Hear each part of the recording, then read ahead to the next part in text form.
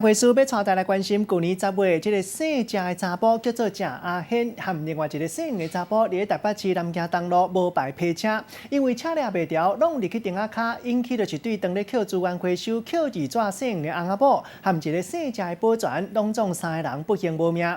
其中，这个郑阿显一审互法院判13档，伊搁再上诉，嘛甲法官求情，讲会赔偿每一个受害者500万。昨昏二审改判12档，另外一个是判6档，会当搁再上诉。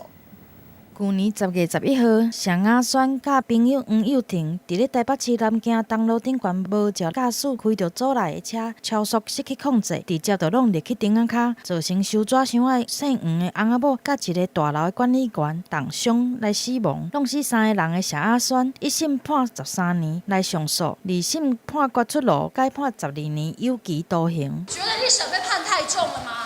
而且金要怎么筹出来啊？挂着目镜，尚雅轩伫咧法警的介护之下，行入去法院听宣判。一审法官认为2个人拢有前科，按照妨害公众往来安全秩序罪，判13年甲11年。2个人来上诉，尚雅轩甲法官讲，家己少年毋捌代志，这条命是捡到的，愿意用家己的一生来弥补错误。黄友婷是希望法官会当考虑伊抑阁有老母甲囡仔爱饲的情力来赔偿被害人家属，希望会当判较轻的。二审判决结果，2个人改判12年甲6年的徒刑，阁会当上诉。尚雅轩嘛提出和解的方案，目前已经甲姓谢的保全的家属达成500万的和解，嘛讲会赔偿另外一对姓黄的翁仔某一个人500万，但是家属无同意，认为尚雅轩只是为着要减刑。他们也只是口头讲讲而已啊，实际上他们什么动作都做不出来啊。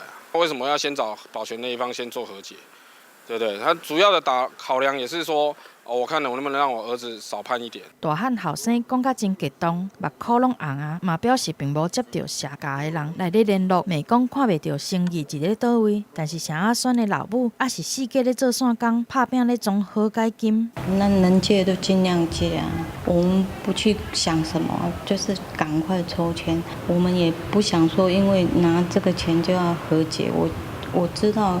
是真的很困难啊！提出后事亲手写的批内底拢是忏悔，尚妈妈嘛干那希望会当尽全力来赔偿死者的损失，但是因为贪算超速，造成3个人不幸死亡的悲剧，受害者的家属干那希望嫌犯会当真心来忏悔，毋是因为想要减刑来乱开支票。